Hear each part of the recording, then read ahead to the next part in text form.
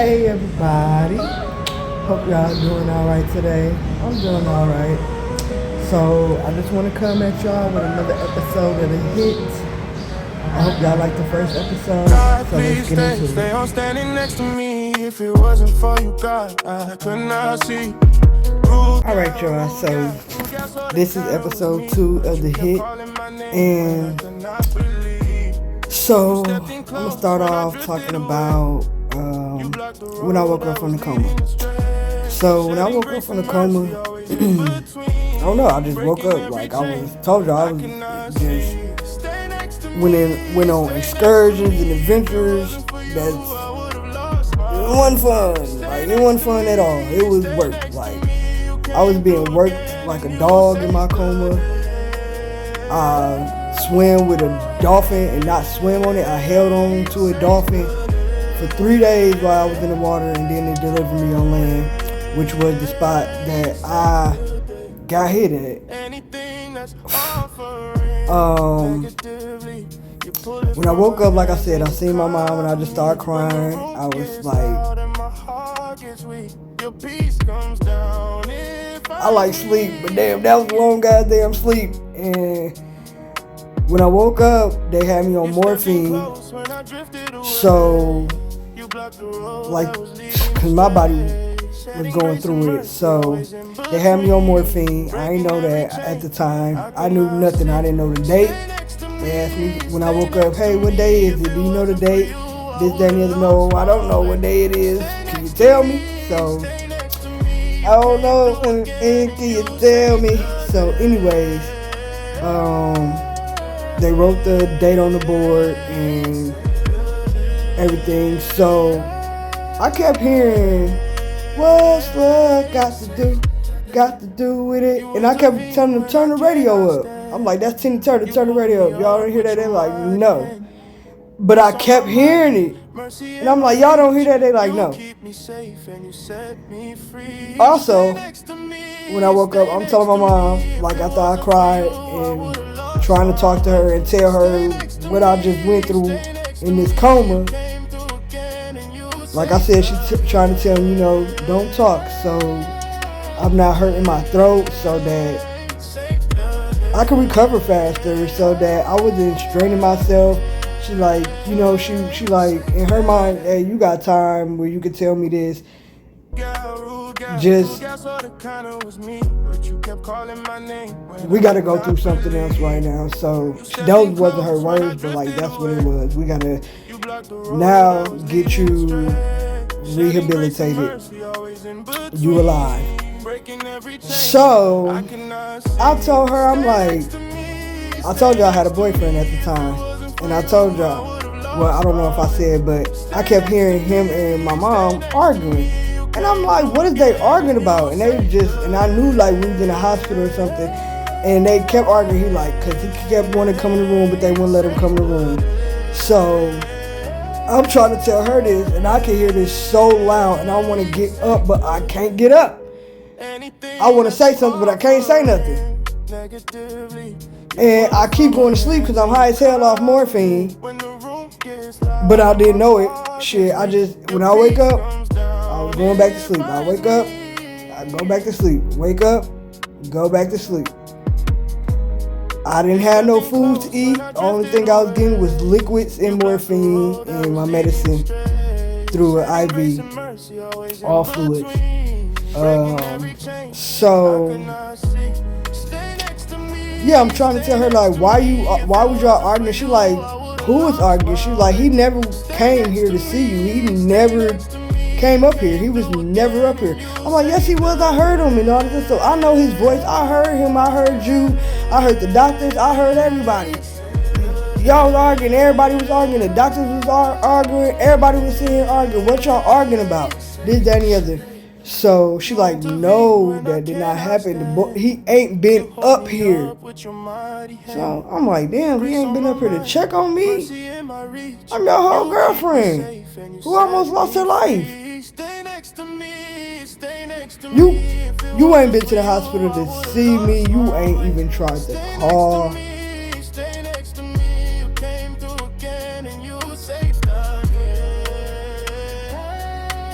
wow. Because in my mind, I just knew he was up there coming to see me. I knew he was, where's my baby? I'm trying to see my baby. Where my baby? Y'all go? Yeah, I just knew that was what's going on. And I'm also like, why they won't let him come see me? So she telling me like, no, that never happened, this, that, and the other. I'm mad at her because I just know she lying. Like, I know she lying. My mama. I know my mama lying to me. Cause ain't no way in the world you can tell me that my boyfriend at the time who loved me did not try to come and see me. Nah, couldn't nobody tell me that. But he didn't. And how I know he didn't? Because when I finally came home a month later, 2 months, a month and a half later, so a month later when I came home, about a month and a half, and I tried to get in contact with him or something. It probably was longer than that I had talked to him. And it was because I seen his friends of the family and his little friends, his circle.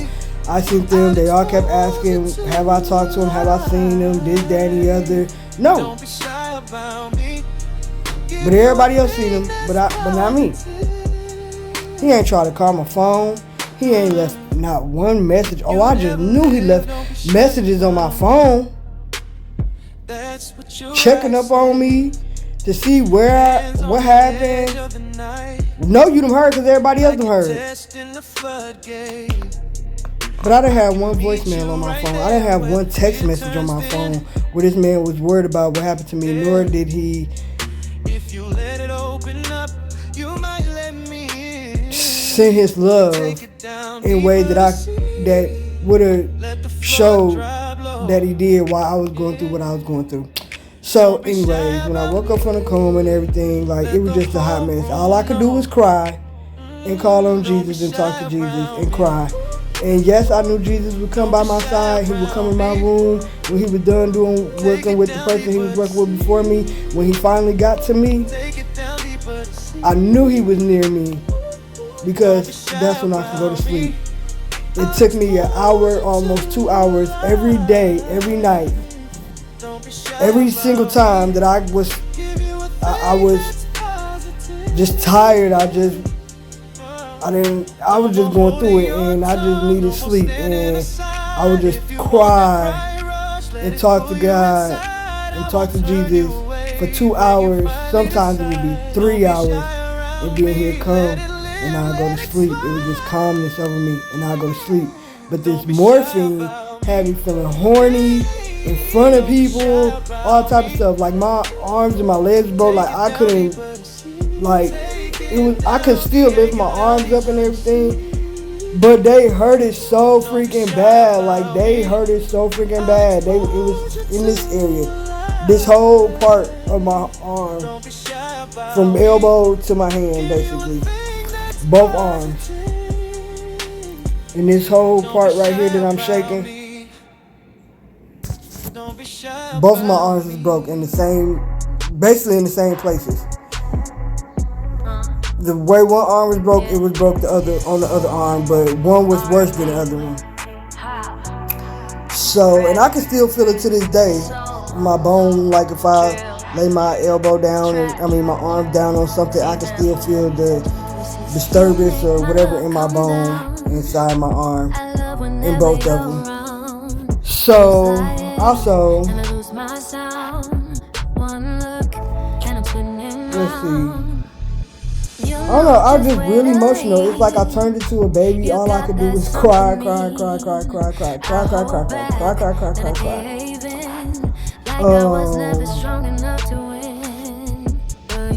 My phone was shattered, so I had no phone to get on until my mom brought me a tablet, her tablet that I used to use, and I would try to talk to people, because it was hard for me to talk loud. My voice wasn't talkative like this, so like,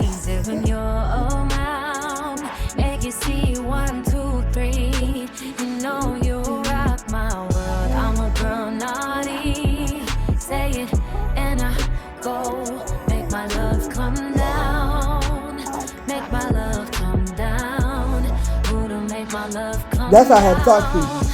Like, and it was hard because I didn't want people to hear me like that, but I wanted people to know that I was alive and that I wasn't okay, but I mean I was okay. I was alive. Like, I'm alive basically. I don't know. 'Cause I don't know what was going on. So they had a balloon in my vagina, and I couldn't get that balloon taken out of me, and I had a catheter inside me too. I couldn't get the balloon or the catheter taken out until I was able to go boo-boo. Now that took about 3-5 days. And boy, when they took that thing out, because it felt like a urinary traction infection. Yeah, I don't know what I just said. Urinary traction fairy. No, not a fairy. Infection. That's what it felt like. A UTI. And I was like, can y'all please get that out of me? Can y'all please get that out of me? Can y'all please get it? No, we can't take it out of you till you go pee. And everything. Then you know you can use the bathroom. All that stuff like that. Because my body wasn't doing this. I probably was like pooping and I pooped through the catheter, peeing through the catheter, whatever. I don't know what they had to deal with what my body was doing because I have no idea. I couldn't walk. I did not know that. So they never got me out of the bed at first to try to walk, no, nothing like that. They just come in, talk to me, give me my medicine, let me know I had to do therapies and all this other stuff. Like, just put me up on game of what predicament I was in and what I needed to do and all this other stuff, what was about to happen. So, yeah. I was happy when I passed that to get the balloon taken out. And then, like I said, I was in a lot of pain. I was in like so much pain. And I remember one day, one night, whatever, because I didn't know if it was day or night in that mud. I didn't know if it was light time outside, dark time. Like, I had no idea. It was one of the worst things that I had ever been through. But anyways, what was I gonna say? When they took the balloon out, I was able to move rooms. So now I'm using the bathroom. Now this is when they finna try to get me to walk in and everything like that. So my first time, everything. So I'm like I told y'all, I'm delusional at this point because I'm like, ain't no way you can tell me I can't walk. Like, me can't walk. Who? Man, so they put the little belt on me and everything, got the walker in, got all the stuff like that. I'm like, I'm finna ace this like a hand of paint. Like I'm finna knock this out the park. Like, yeah. Man, y'all know I'm with this stand up. As soon as I try to stand up, I just go, alright? I just fell. I just fell right on down like them legs wasn't doing nothing. They wouldn't hold me up. And I told y'all I was emotional and I was nothing but a crybaby. I just started bawling. I just started crying like crazy. Cause I'm like, I'm for real paralyzed. I'm messed up. That's when it hit me. I said, dang, you messed up right now. You can't walk. You barely can talk. I didn't even know if I would get my voice back. Like, seriously, I didn't know if I would get my voice back. And I didn't know if I would be able to walk again. But I was damn sure determined to do both of them. So, yes, they came into the room. We started doing therapy. And which was speech therapy on my throat so that I could eat and drink again, and therapy for me to walk and everything like that. And like I said, I was so happy when I made my first couple steps. I wish I had the video still. Like, if I can find them, I'll upload them later. when I walked, I was just the happiest little thing. Like, I didn't want to sit down, like, but I was tired and I had to. But I didn't want to sit down because I'm like, what? I'm walking. Like, on a walker or not, it did not matter. I was walking. Like, then they would push me in a wheelchair and everything like that, you know, to get me out the room, to go, like I said, just to go around and everything like that. They would push me in a wheelchair. So I'm gonna stop this video right here so I don't make it too long, because like I said, I have to make these videos a little shorter than what that first one was. So y'all make sure y'all comment and tell me what y'all like about these videos. Just put a little bit of, not input, but let me just know how y'all think about the videos and the information that you're receiving from me, because it's going to get way deeper than this. So, y'all have a good day. Y'all have a blessed day. And let's make every day count. We in this thing. We ain't out this thing. And I love y'all. And hugs to y'all. Tight hugs. Bear hugs. Rawr. And I'm silly than a mug, as y'all can see, like I am. And yeah.